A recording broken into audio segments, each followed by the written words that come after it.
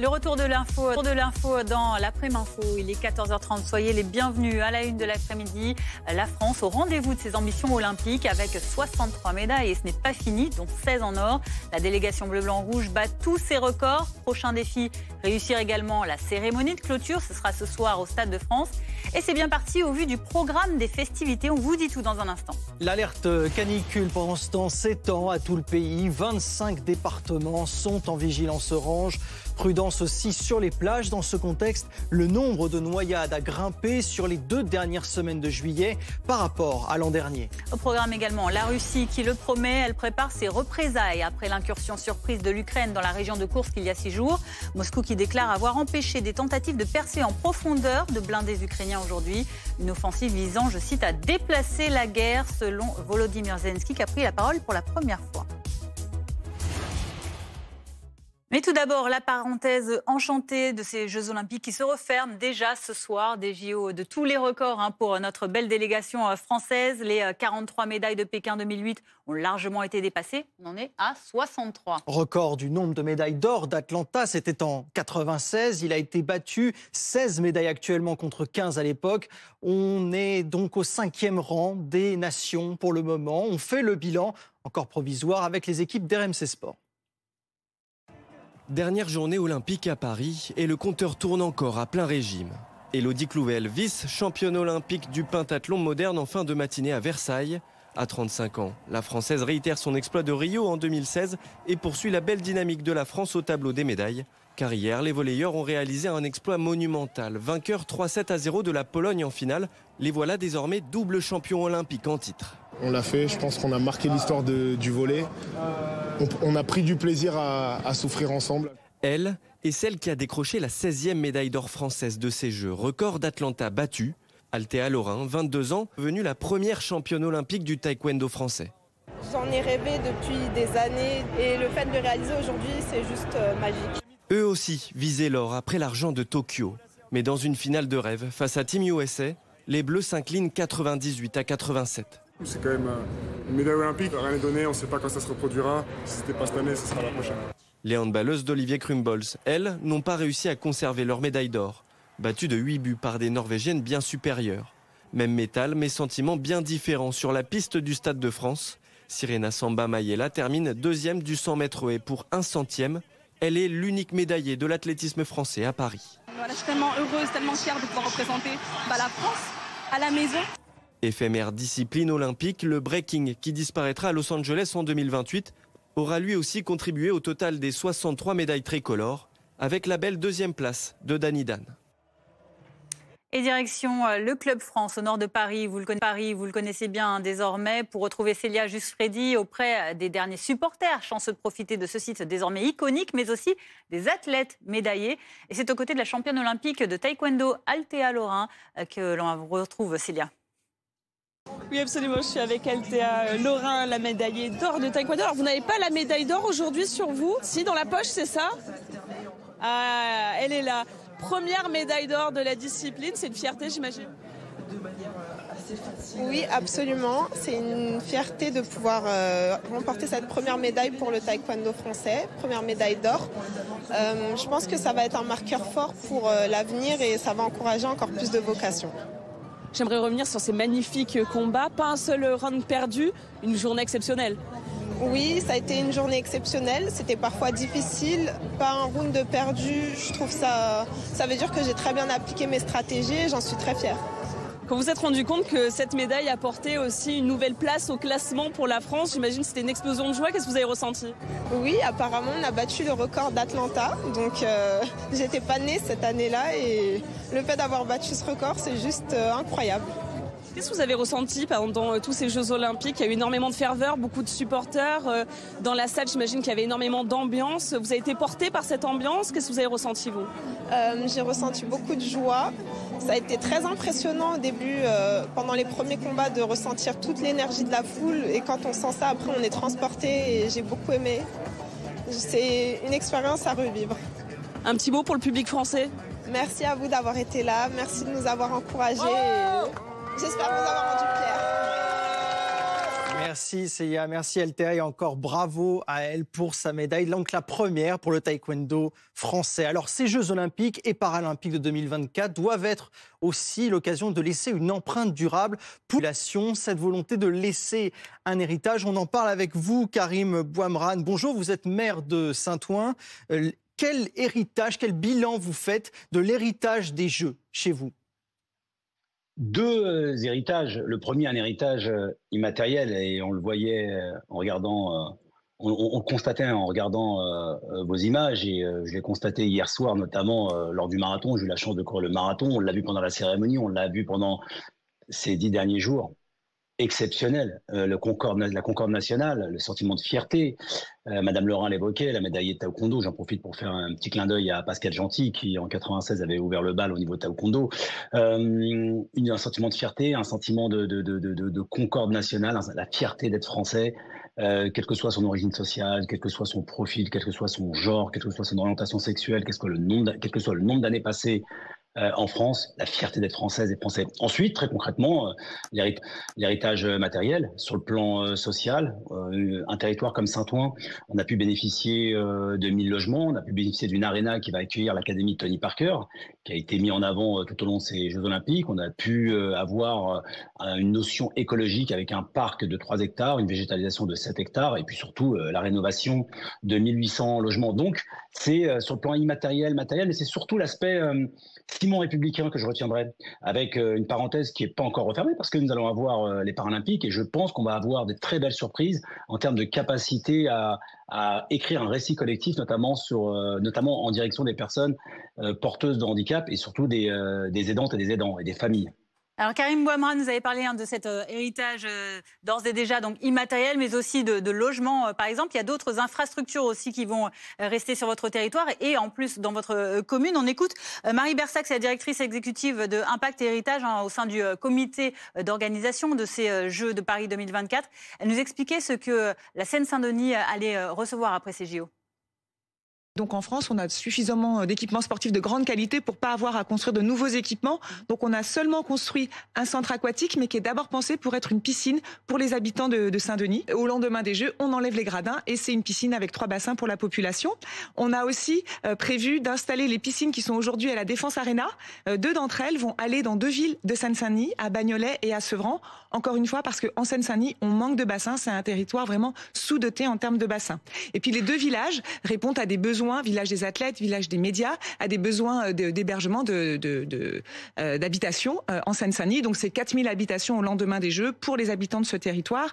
Là aussi, ça répondait à des besoins. Voilà, on imagine que en tant que maire de Saint-Ouen, vous êtes ravi de recevoir ces infrastructures qui vont donc rester et pérenniser cet héritage, ces Jeux Olympiques et donc aussi de manière durable la pratique du sport dans votre commune.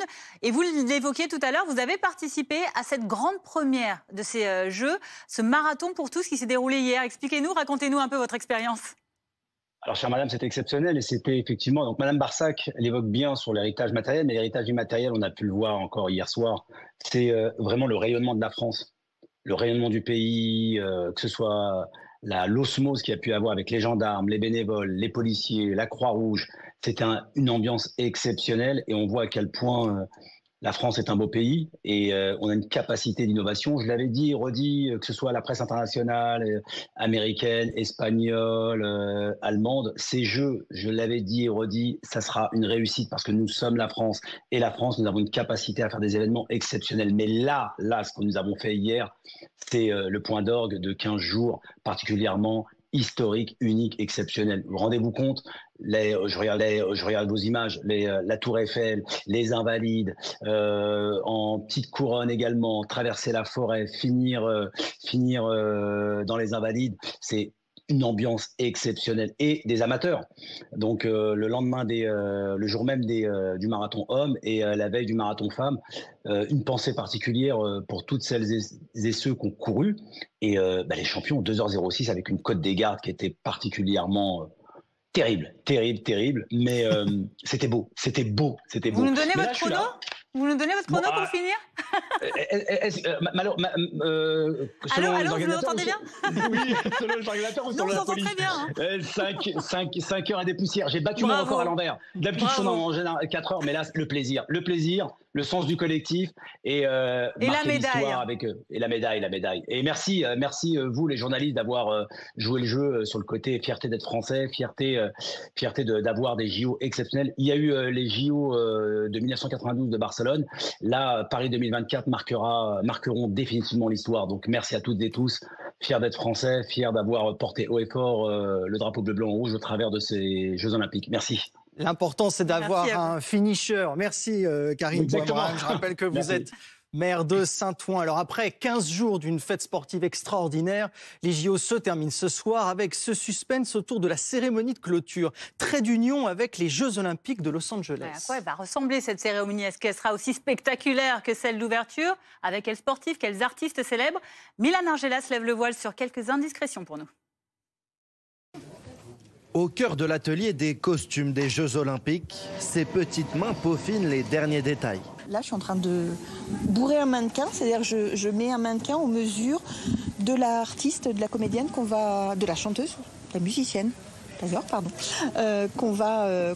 Des costumes au service d'une histoire précise à raconter. C'est l'histoire d'un voyageur interstellaire qui arrive au stade et qui va découvrir les vestiges des Jeux Olympiques. Et il va les réanimer petit à petit, un petit peu à l'image de Pierre de Coubertin, qui, à la fin du 19e siècle, a voulu réanimer, redécouvrir ce qu'étaient les Jeux Olympiques antiques, nés il y a 2800 ans. La cérémonie fera le lien avec les prochains Jeux Olympiques de Los Angeles. De nombreuses stars américaines devraient être présentes. Snoop Dogg, Billie Eilish ou encore Tom Cruise. L'acteur américain devrait jouer une séquence de haute voltige dont il a le secret. Des artistes français sont aussi attendus. La chanteuse française Zao de Zakassan ouvrira le bal depuis le jardin des Tuileries avec une interprétation de Sous le ciel de Paris. Après ce moment d'introduction, un relayeur va s'emparer du feu sacré pour le ramener au Stade de France. Les chanteuses Iseult ou Angèle sont aussi attendues devant les 71 500 spectateurs. La soirée débutera à 21h et se déroulera en majeure partie au Stade de France, comme lors de la cérémonie d'ouverture sous la direction de Thomas Joly. On a souhaité célébrer d'abord évidemment les athlètes, les volontaires qui ont aussi été une part essentielle des Jeux Olympiques et puis bien sûr les publics qui se sont fédérés autour de ces Jeux. Pour cette cérémonie de clôture, le Comité national olympique et sportif français a désigné ses porte-drapeaux. 2 champions olympiques, la cycliste Pauline Ferrand-Prévot et le rugbyman Antoine Dupont. Et dans l'actualité également, on parle cette fois-ci de météo. On a chaud, très chaud. On en parlait avec Julien Rifflet qui est avec nous en plateau, notre journaliste météo. On en parlera dans un instant avec 25 départements. Vous allez voir sur cette carte qui sont actuellement placés en vigilance orange canicule. Et tout le reste, quasiment tout le reste de la carte, vous le voyez, est bien jaune. Frédéric Fernandez, vous êtes à Nîmes. Est-ce qu'il fait déjà 37 degrés comme c'est le pic attendu chez vous ?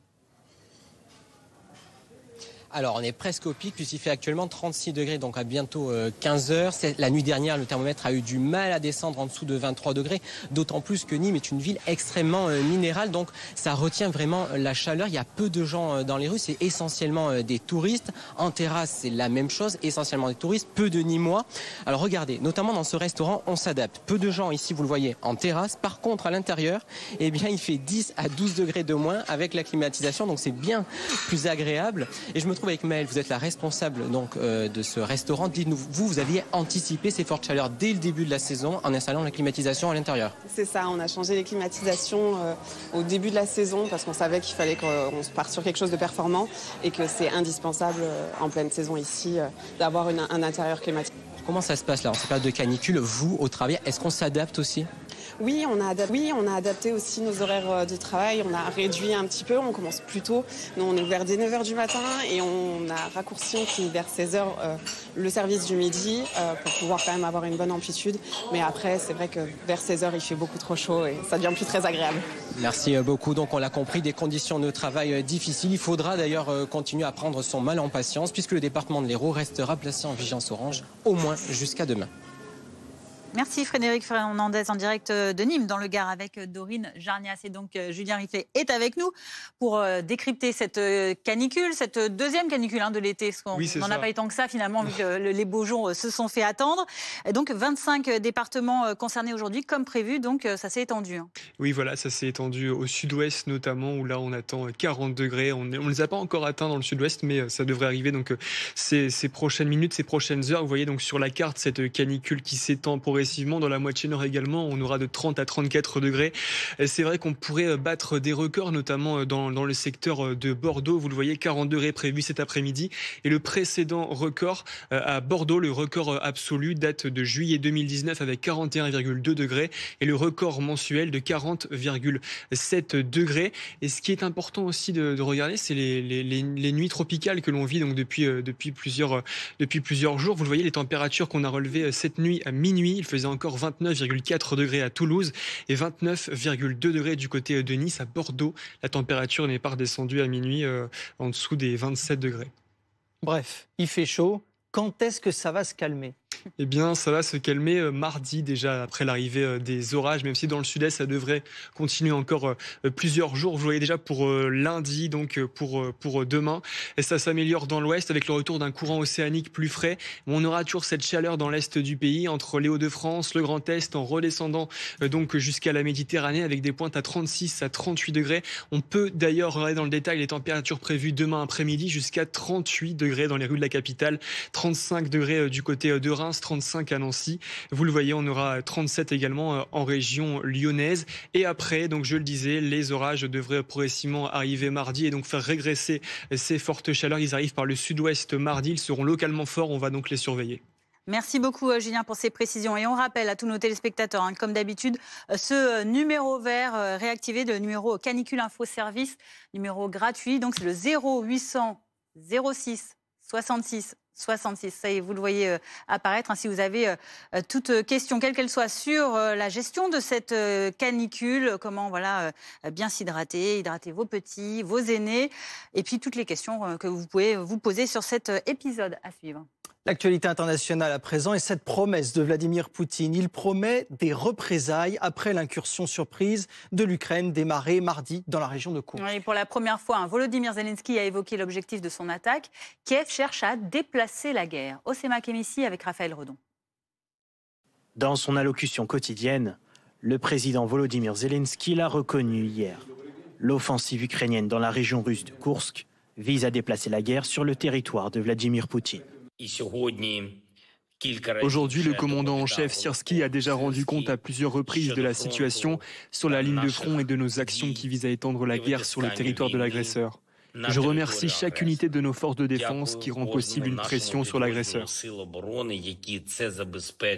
Selon un haut responsable ukrainien, des milliers de soldats participent à l'incursion à Koursk. Nous sommes à l'offensive. L'objectif est d'étirer les positions de l'ennemi, de lui infliger des pertes maximum et de déstabiliser la Russie.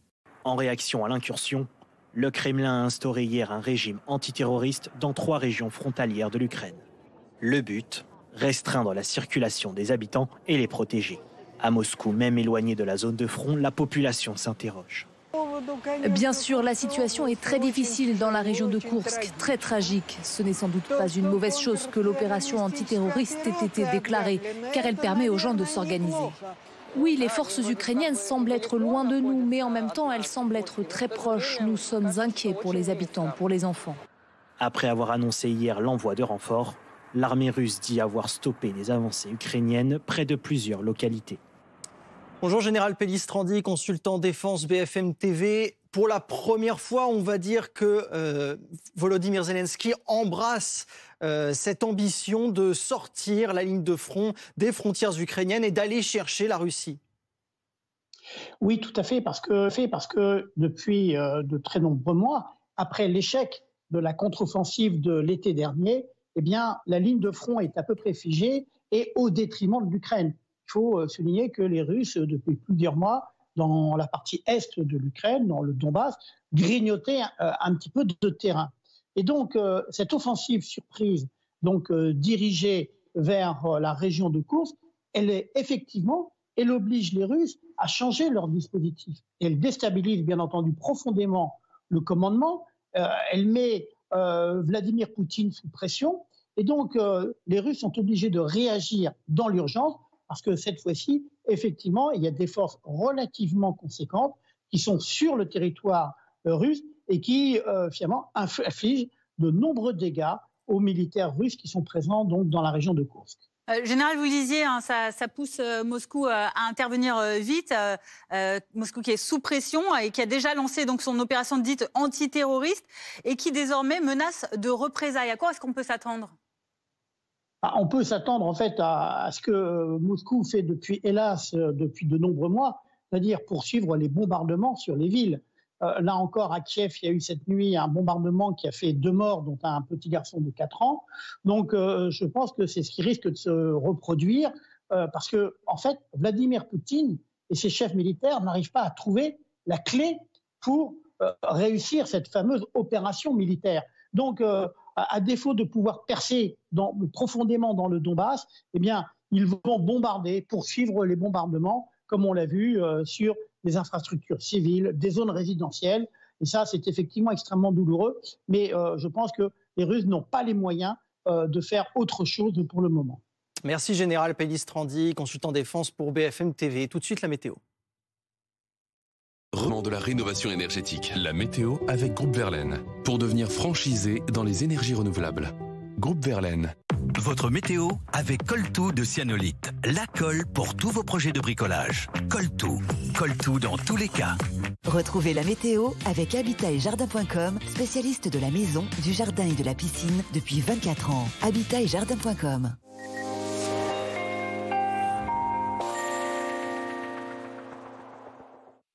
Bonjour à tous, grande prudence avec ces très fortes chaleurs. Pensez à vous hydrater et à vous rafraîchir régulièrement. On est toujours concerné par ce vaste anticyclone qui nous promet un temps bien ensoleillé sur l'ensemble de l'Hexagone, même si on pourrait avoir en fin de journée de ce dimanche un orage vers les Pyrénées, le Massif central ou encore vers les Alpes.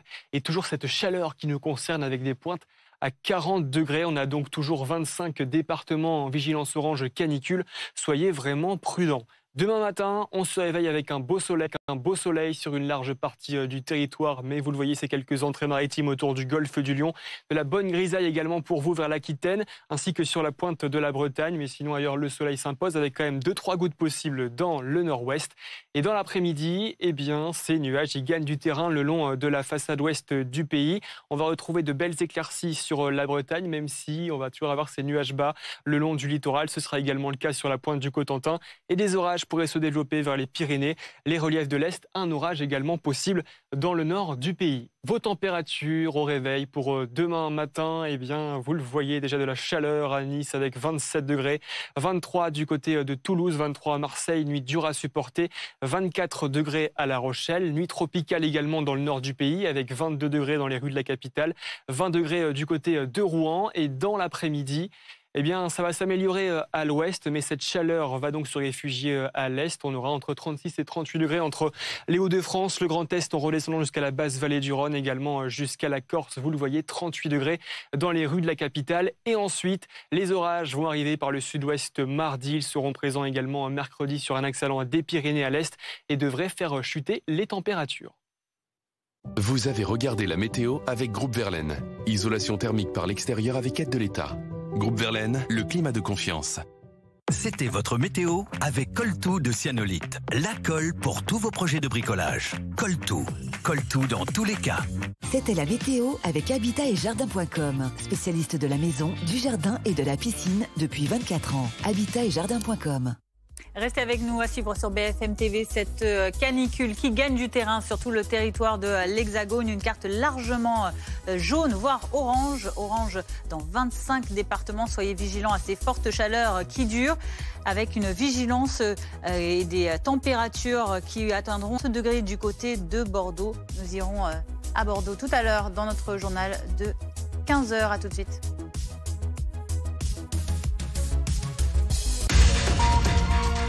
Bonjour les amis, on se retrouve à la rentrée à partir du 26 août, du lundi au jeudi de 20h à 22h. Notez bien dans vos agendas. Pour un tout nouveau rendez-vous, alors il y aura évidemment de l'info, du débat Mais bien plus que ça, qu'est-ce qu'il y aurait de nouveau d'ailleurs, Eric? De l'opinion, de la profondeur et puis un ton, mesdames, messieurs. Faites-nous confiance. Liberté, égalité, Brunet. Dès le 26 août de 20h à 22h en direct sur BFM TV.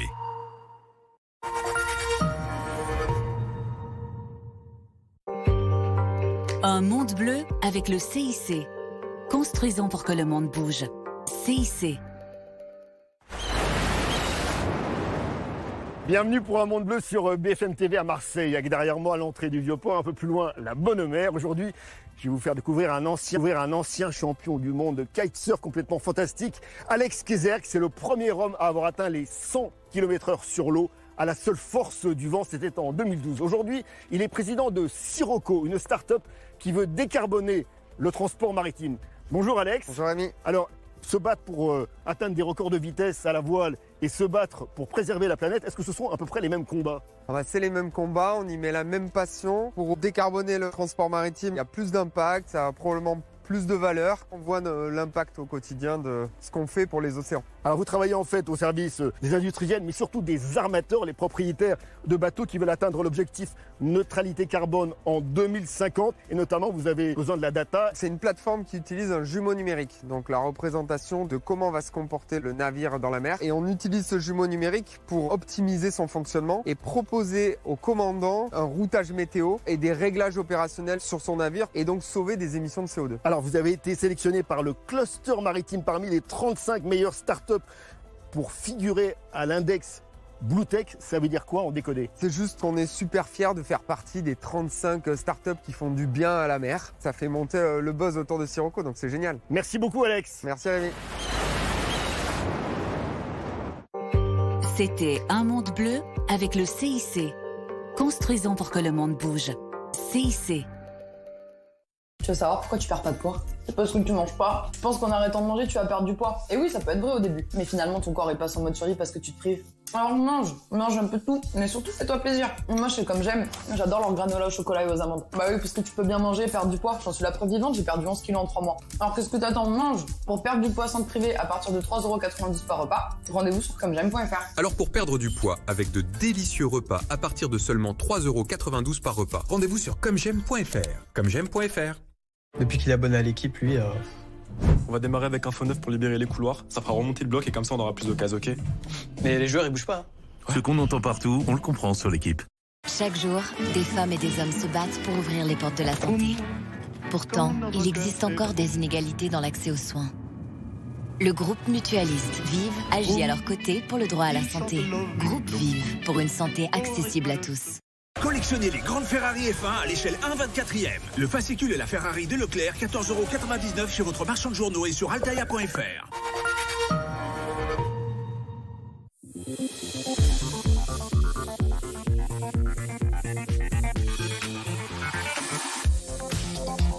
Renault The Originals, commandez sur theoriginals-store.renault.com. Verichic vous offre des voyages extraordinaires jusqu'à moins 70%. Vivez une expérience inoubliable et partez à la découverte du monde avec Verichic. Séjournez en hôtel de luxe et profitez d'avantages exclusifs. Inscrivez-vous gratuitement sur verichic.fr et payez en 4 fois avec Floa. L'ortolan est un fromage tellement doux qu'il attendrit même les plus durs. L'ortolan, sa force, c'est sa douceur. Être solidaire, c'est tout vous. Mais ce n'est pas toujours facile de savoir comment faire. Avec SFR, c'est simple. Notre fondation soutient Emmaüs Connect avec 800 000 gigas offerts chaque année pour lutter contre l'exclusion numérique. WeTechCare qui permet à plus d'1 million de personnes de s'initier aux nouvelles technologies. Ou encore Génération Numérique qui sensibilise 10 000 élèves par an aux usages du digital. Avec vous, SFR agit pour l'inclusion numérique. Collection Marvel Ultimate. Tous les 15 jours, redécouvrez l'intégrale de l'univers Ultimate en édition collector. Spider-Man, Captain America, la Veuve Noire, Wolverine. Tous vos super-héros préférés dans une collection de prestige avec des bonus exclusifs et une frise inédite. Le numéro 1 Spider-Man, 3,99 € seulement. Avec Comme J'aime, j'ai perdu 24 kilos En 9 mois, avec 24 kilos en plus, l'été, ça avait absolument rien à voir avec maintenant. Je ne pouvais pas faire certaines activités. J'étais trop essoufflée et pas à l'aise du tout. Aujourd'hui, tout a changé, c'est vraiment super. J'hésite plus à mettre mon maillot et aller à la plage, par exemple. Et je fais des sorties en famille aussi, des activités sportives, des randos. Je profite, quoi. Commencez à perdre du poids dès demain à partir de 3,92 € par repas en vous rendant sur commej'aime.fr. Commej'aime.fr ou appelez le 0800 37 37 37. Avant, le mal de dos gâchait mes nuits. Avec le matelas Perco, j'offre à mon dos un confort ultime. Et à moi, de meilleures nuits. Perco a créé le meilleur matelas pour soulager notre dos avec des professionnels de santé. Testé par un laboratoire indépendant, sa technologie Body Adapt répartit idéalement mon poids pour soulager mes points de tension. Dans les 15 premiers jours, j'ai senti un soulagement de mes douleurs. Comme 9 utilisateurs du matelas Perco sur 10. Rendez-vous sur perco.com et profitez de 100 nuits pour l'essayer. Perco. Libérez votre dos. 15h, bienvenue si vous nous rejoignez sur BFM TV. Une carte largement jaune, voire orange dans 25 départements. La vigilance canicule gagne quasiment tout le pays. 40 degrés attendus à Bordeaux où on retrouvera Pierre Barbin dans un instant. À la une également, la France au rendez-vous de ses ambitions olympiques avec 63 médailles et ce n'est pas fini d'ici ce soir, dont 16 en or. Cette délégation bleu-blanc-rouge bat tous ses records. Prochain défi, celui de réussir aussi sa cérémonie de clôture. C'est ce soir au Stade de France. C'est bien parti au vu du programme des festivités. Et puis Kamala Harris est-elle en train d'inverser la tendance? Pour la première fois, plusieurs sondages la donnent devant Donald Trump dans 3 États. Ces fameux swing states pourraient faire basculer l'élection.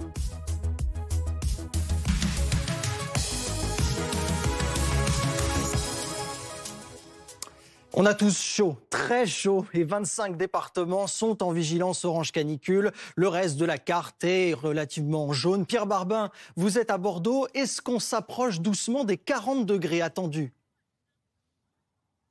En tout cas, on sent cette chaleur ici dans cette ville de Gironde. Il n'y a pas un nuage, donc forcément il y a un soleil de plomb et c'est vrai que c'est parfois difficilement respirable, notamment dans les rues du centre-ville. Donc on se réfugie, soit on trouve de l'ombre dans les parcs, soit on se rend ici au Miroir d'eau. C'est vrai que c'est un endroit qui est très prisé. Vous voyez, il y a vraiment beaucoup de monde ici aujourd'hui parce qu'en fait, alors pas à ce moment-là bien sûr, mais il y a de l'eau qui sort et ça permet vraiment de se rafraîchir. Il y a toujours vraiment des centaines de personnes qui sont ici sur les bords de la Garonne. C'est vrai que c'est agréable de se retrouver ici et de profiter justement de cette fraîcheur. On est avec Jean-Charles, Marine, Juliane et Mila. J'ai pas fait d'erreur. Bon, c'était l'endroit idéal pour venir ici là ? Oui, franchement, il fait super chaud. Du coup, on a dit, j'ai dit, je vais les emmener ici. Je suis natif de Bordeaux. Je vais les emmener ici pour prendre un peu de fraîcheur et voilà. On a fait quintet gagnant. Marine, c'est pas trop difficile là, la chaleur, il fallait vraiment se retrouver ici? Non, ça va, oui. Ça fait du bien, le petit vent, mettre les pieds dans l'eau. Les enfants sont contents, donc c'est parfait. Oui, parce que là, dans les kilomètres de Bordeaux, dans les kilomètres à proximité de Bordeaux, il n'y a pas vraiment d'autres endroits où on peut trouver de la fraîcheur. Donc là, c'est vraiment l'endroit idéal. C'est vrai, il y a un peu d'air, on respire un peu mieux. C'est vrai que dans le centre-ville, c'est un four. On respire pas bien, quoi.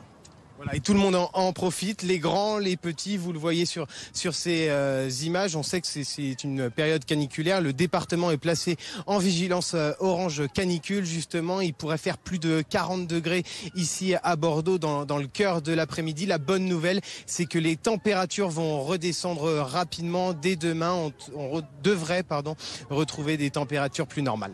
Merci Pierre Barbin. Et Louis Gagnepin en direct de Bordeaux en Gironde. Prenez votre mal en patience, en effet. Les prochaines heures vont rester très chaudes, y compris la nuit. Patrick Marlière est avec nous, météorologue et directeur d'Agathe Météo. Bonjour. On voit cette carte sur l'écran, beaucoup de départements orange par rapport à cette canicule, mais aussi énormément en jaune. On voit que cette canicule, elle gagne tout le terrain sur le territoire. Est-ce qu'on va battre beaucoup de records de température? Alors, on risque de battre effectivement des records de température, en particulier donc sur le sud-ouest, hein, notamment sur la Gironde, les Landes, peut-être même les Pyrénées-Atlantiques, où d'ailleurs sur les Landes, on dépasse déjà les 40 degrés à l'heure où on se parle. Là, donc effectivement, on ne sera pas très loin des records du mois d'août sur ces départements. Et puis sur les autres départements, on aura des températures très élevées. Hein. On va peut-être même égaler des records. En revanche, oui, vous avez noté, il y a des départements en vigilance orange, d'autres en vigilance jaune, d'autres qui ne sont pas encore placés en vigilance, mais tout simplement, il y a des seuils à respecter dans ce type de situation. Est-ce qu'on sait quand ça va se calmer ? Alors oui, ça va se calmer dès demain, d'ailleurs sur toute la façade ouest. Hein, progressivement, de la Bretagne jusqu'aux Pyrénées-Atlantiques, on va retrouver un temps un peu plus frais, si on peut parler de fraîcheur par rapport à ces 40 degrés, mais on sera toujours dans les normales de saison. Et puis, tout l'est du pays restera encore sous cette vigilance, au moins jusqu'à mardi, car sur ces secteurs, donc de la moitié est du pays, les températures resteront très élevées, souvent supérieures même à 34 ou 36 degrés. Ça sera le cas des Hauts-de-France au nord-est, sur le sud-est, et donc on reste en vigilance pendant ce secteur. Alors je vous le rappelle, la vigilance orange, elle n'est pas placée simplement quand on a un pic de chaleur. Il faut que pendant 3 jours consécutivement, on ait des températures qui dépassent les 30 degrés l'après-midi et qui restent des températures tropicales les nuits qui entourent ces 3 journées, souvent supérieures à 20 degrés.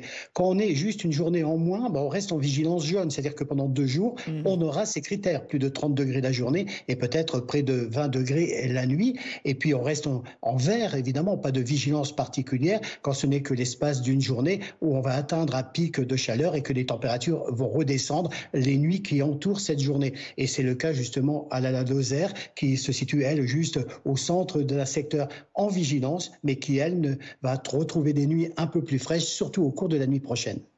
Et on sait les effets néfastes que peuvent avoir ces vagues, ces fortes chaleurs sur le corps. Est-ce qu'il y a aussi des risques pour certaines infrastructures ? On pense notamment au transport. Est-ce que ça, c'est un risque à prévoir également quand on voit cette carte qui petit à petit rougit ? Alors, comme l'épisode sera de courte durée, oui, il y a des risques quand même. On pense au transport SNCF, on pense aux différents TER qui peuvent subir à cause de ces fortes chaleurs des impacts sur leur structure. Mais en revanche, oui, ça ne va pas durer au-delà de lundi. On reste en vigilance donc pendant cette période parce qu'effectivement, il peut y avoir des impacts sur ces structures. Mais pour autant, on va retrouver un temps beaucoup plus instable à partir de lundi et mardi. Et là, ce sera une autre vigilance qui va se mettre en place sur notre territoire, la vigilance associée aux orages, attendue surtout dans la journée de mardi, du sud-ouest au nord-est. Donc voilà, on n'est pas quitte avec la surveillance météorologique sur la France pour au moins encore les 7 prochains jours. Merci beaucoup Patrick Marlière, météorologue, président d'Agathe Météo. Alors, à La Rochelle, on attend aussi 36 degrés et l'un des risques évidemment, c'est les coups de soleil. Alors, dans la ville, désormais, il y a de la crème solaire gratuite à disposition. Oui, elle est distribuée via 3 distributeurs installés dans cette ville. Et l'objectif, c'est de faire de la prévention sur les risques de cancer de la peau. Mathilde Couvillère-Flornoy avec Vincent Hénin. D'un geste simple, ce distributeur automatique vous délivrera gratuitement une dose de crème solaire. Une bonne initiative pour ces vacanciers. On avait oublié la crème solaire pour se protéger. Et du coup, c'est super pratique. Ça coûte cher la crème solaire, du coup moi je trouve ça cool que ce soit à disposition. Honnêtement, je préfère avoir mes propres affaires. Mais je pense que c'est une bonne idée justement si on a un oubli. On arrive à la fin du flacon, donc on n'a pas pensé forcément à racheter un nouveau flacon. Donc je pense que dans l'après-midi, c'est bien possible qu'on aille en prendre. 3 distributeurs ont été installés à La Rochelle aux abords des plages. La crème solaire délivrée est d'indice 50 pour une haute protection de la peau. La mairie mène cette expérimentation en partenariat avec Sunbox et la Ligue contre le cancer. L'installation des bornes a été gratuite. Pour la municipalité, le but est de sensibiliser aux effets nocifs du soleil. C'est avant tout un enjeu de santé publique, de prévention et trouver le geste, avoir le geste dès le plus jeune âge de protection. Donc c'est pouvoir permettre gratuitement, et ça c'est important, c'est gratuitement de pouvoir avoir la crème solaire à disposition pour protéger les plus jeunes et les plus âgés. Ces distributeurs seront à disposition jusqu'à fin septembre. Devant le succès de ces bornes, la municipalité de La Rochelle souhaiterait voir l'initiative renouvelée pour l'été prochain. L'autre chose gratuite pendant cette période de canicule, on le rappelle, c'est le numéro vert. Et vous pouvez l'appeler si vous ressentez des effets, si vous ressentez des faiblesses ou si vous êtes tout simplement perdu dans cette période et ne savez pas comment la gérer. On le rappelle, c'est le 0800 06 66 66, numéro vert à votre disposition si vous vous sentez mal durant cette 15h08 sur BFM TV, tic-tac, tic-tac. Ça y est, dans quelques heures, clap de fin sur ces Jeux Olympiques à l'issue desquels la France bat tous ses records de médailles et même de médailles d'or, qui pour l'instant, donc vous voyez, la France reste en 5e position dans ce tableau des médailles. On est remonté, mais on est donc à 63 belles médailles déjà. Magnifique, du rêve sportif, mais pas seulement. Notre architecture, nos paysages, tout ça nous a mis des étoiles dans les yeux. Retour sur ces 15 jours de rêve avec Milan Argelas.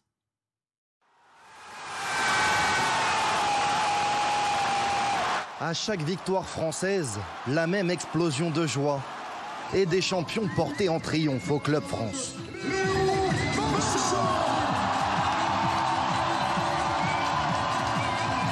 Le Club France, c'est quelque chose. Il y a beaucoup de monde qui sont là pour nous et j'ai compris que toute la France avait regardé mes finales, donc ouais, c'est énorme. Le quintuple médaillé Léon Marchand, mais aussi les rugbymen comme Antoine Dupont. Sans oublier évidemment les judokas portés par l'invincible Teddy Riner.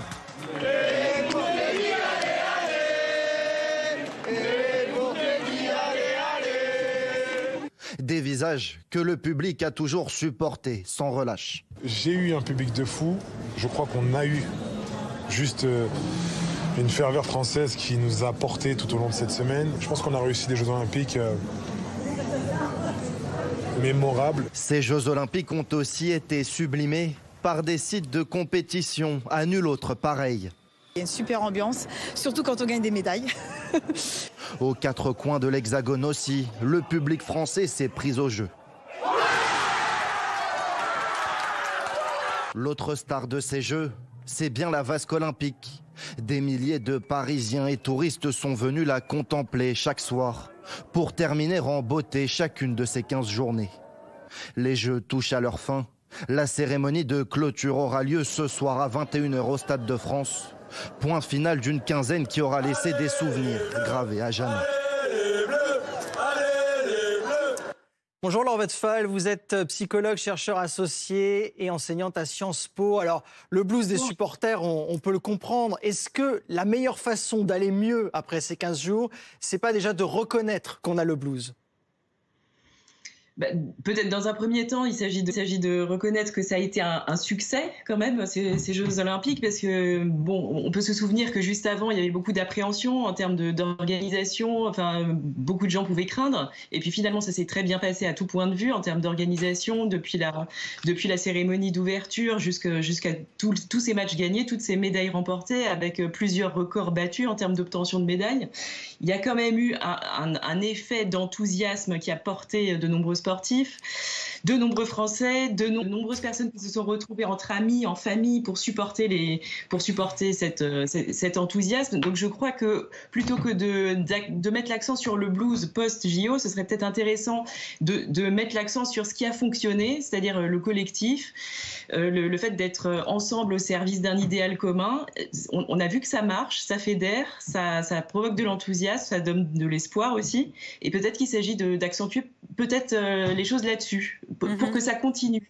Et justement, comment on fait durer ce plaisir, ces sensations qu'on a vécues ensemble depuis 15 jours?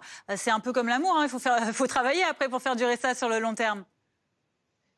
Je trouve ça intéressant que vous fassiez le parallèle avec le travail, parce que c'est vrai qu'on est en proie un petit peu partout, une forme de compétitivité qui est parfois un petit peu destructrice au travail, etc. Là, on a vu que la compétitivité, elle pouvait être fédératrice et elle pouvait porter un collectif pour amener tout le monde vers du mieux. Ce serait souhaitable d'exploiter ces valeurs, en fait, pour les mettre au travail également. C'est aussi possible d'avoir un esprit de collaboration, de solidarité, de vouloir améliorer les choses ailleurs que dans le sport, même si c'est difficile. Bon, vous dites qu'il faut faire continuer, mais demain, factuellement, c'est fini, même si on a les Paralympiques après. Est-ce que pour la suite, l'entourage, c'est important ? L'entourage, c'est important. Bon, c'est sûr que ça coïncide aussi pour certains avec une perte, avec la fin des vacances. Voilà, il y a beaucoup de choses qui changent aussi en même temps. Mais ce qui est très important, c'est d'être entouré, soutenu, de continuer à être ensemble, d'être dans cette dynamique de partage et de ne pas voir que c'est seulement la fin de quelque chose, mais il y a aussi le début d'autre chose. Donc vous soulignez la question des Paralympiques, c'est aussi à suivre. Et puis après, il y a les Jeux Olympiques qui vont revenir dans 2 ans, les JO d'hiver, et puis les JO d'été à nouveau. C'est pas la fin de l'espoir. Alors, il y a quand même certains athlètes, on les a vus, qui ont fait des contre-performances, qui ont été peut-être en dessous de leurs espoirs, voire qui n'ont pas eu les médailles espérées. Comment est-ce qu'on se remet de ce type de déception sportive avec cet événement qui a été vu par des milliards de personnes dans le monde ? Je crois que ce que ça a montré aussi, ces JO, c'est l'impact effectivement du travail, de la persévérance et des efforts pour obtenir quelque chose. Parfois ça marche, parfois ça ne marche pas. Les échecs font partie de la vie et il s'agit en effet d'essayer de faire de ces échecs une façon de rebondir plus que de rester cristallisé dessus. C'est certain qu'il s'agit de repartir après, peut-être autrement. Ça peut être une occasion de rebondir, mais certainement pas de rester figé là-dessus. On sait que les athlètes de haut niveau, maintenant, de plus en plus, sont accompagnés aussi sur la gestion de leurs émotions, sur le mental. C'est important, vous trouvez, que ce soit de plus en plus proposé ?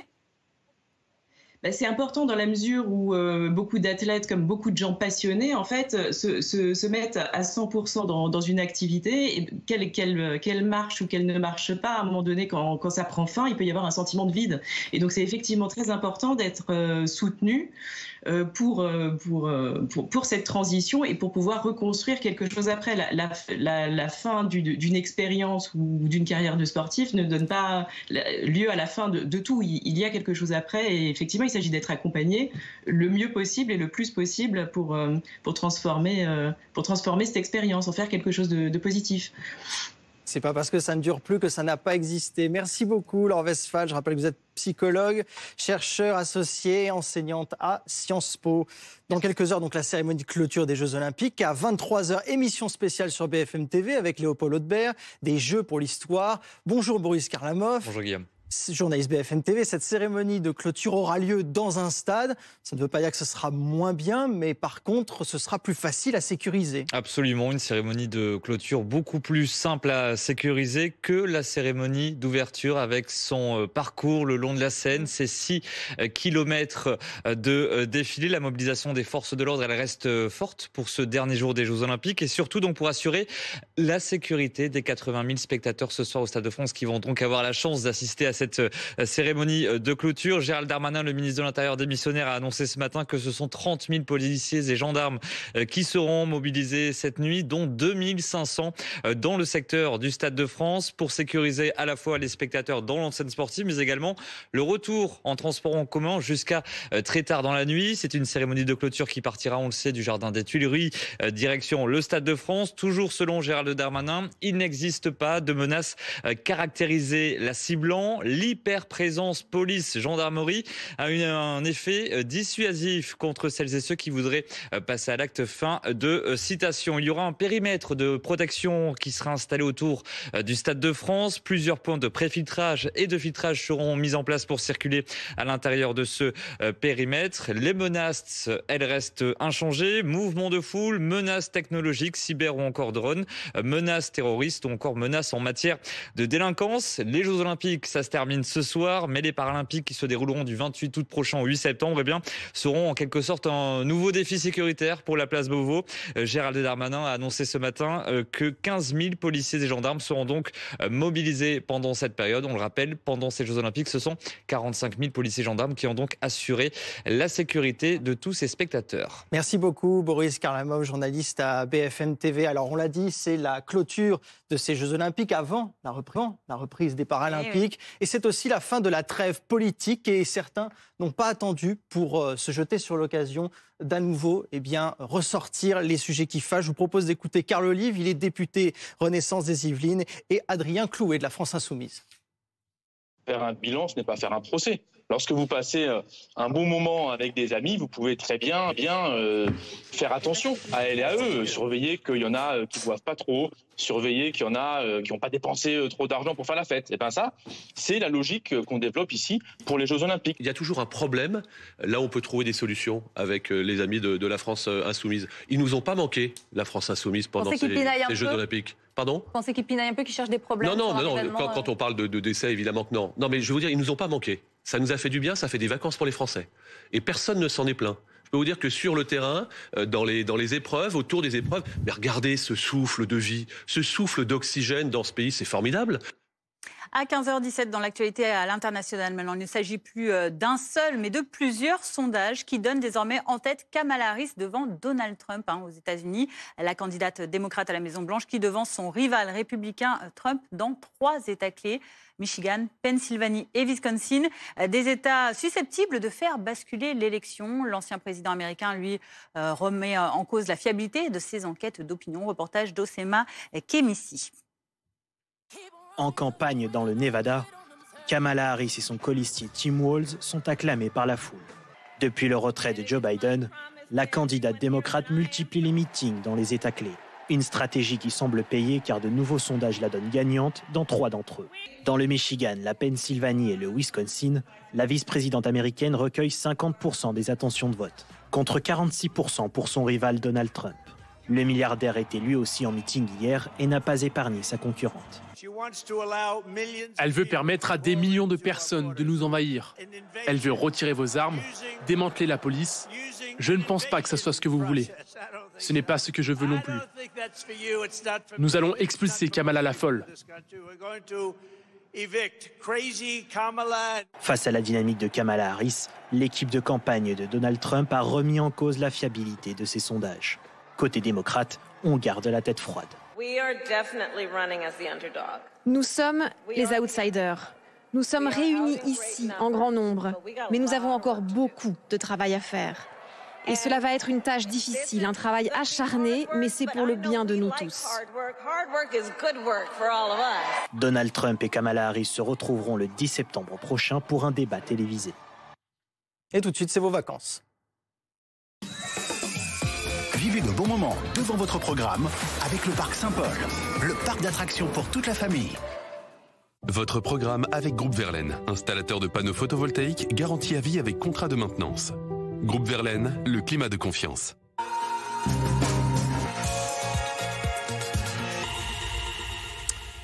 Et on continue de suivre nos 2 reporters, Julie Rosaire et Alizé Boissin. Le camping, ça sent évidemment bon les vacances, mais savez-vous qui sont les petites mains qui s'activent derrière? Nos reporters en ont suivi certains et vous allez voir, c'est pas de tout repos. Aujourd'hui, on va mettre la main à la pâte, on va aller travailler et il y a du boulot. Bon, ça y est, on a enfilé le t-shirt. Bon, Virginie, on va travailler avec toi. C'est quoi le programme aujourd'hui? Alors, nous allons nous occuper des départs des clients pour voir si tout est OK. Avec Virginie, nous devons faire l'état des lieux d'une centaine de bungalows. Bonjour, vous êtes prêts pour le départ? Pas de temps à perdre, le contrôle doit durer 10 minutes. Qu'est-ce qu'il faut vérifier alors, dis-moi? Surtout regarder que les occupants n'aient rien oublié de leur effet personnel. Donc on ouvre les placards, voilà, on vérifie. On ouvre les placards, on vérifie. Ici, tout est parfait. Pour l'heure du déjeuner, j'ai rendez-vous dans l'un des 2 restaurants du camping. Je prends le tablier, obligatoire. Exactement. Et pour mon premier service, c'est atelier panini. Je peux peut-être en remettre un peu plus. Un petit peu plus, oui. On est généreux. C'est quoi la particularité de travailler dans un camping par rapport à un restaurant classique? C'est une cuisine plus simple, plus traditionnelle. Il y a un plat qui est fait tous les jours. C'est animé avec une équipe de jeunes qui sont là pour le service. Donc l'ambiance est très légère, quoi. Il y a la restauration, bien sûr, mais il y a aussi les espaces verts. Ici, au camping, au total, il y a environ une dizaine d'hectares. Bonjour Hichem. Alors, qu'est-ce qu'on part faire aujourd'hui? Nous allons tailler les arbres. 6 jours sur 7, il entretient ses allées arborées. On fait toute l'allée comme ça, et on remonte allée par allée. Et surtout, après, on fait les gourmands, là, tout ce qui est au pied des arbres. Au total, ils sont une centaine d'employés à s'activer pour rendre les vacances plus belles.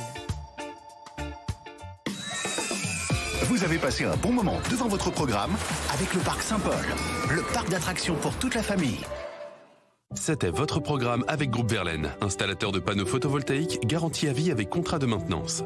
Groupe Verlaine, le climat de confiance. 15h22, restez avec nous dans quelques minutes dans notre journal de 15h30. Nous reviendrons sur ce succès des Jeux Olympiques. La fin approche. C'est ce soir qu'aura lieu la cérémonie de clôture de cette quinzaine d'Olympiades avec de belles médailles. 63 pour la délégation française, dont 16 en or. On a battu tous les records des précédentes Olympiades.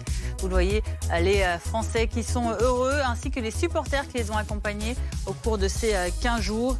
80 000 d'entre eux seront dans l'enceinte du Stade de France ce soir, qui s'illuminera donc pour fêter la fin de ces Jeux avant la reprise des Jeux paralympiques. A tout de suite.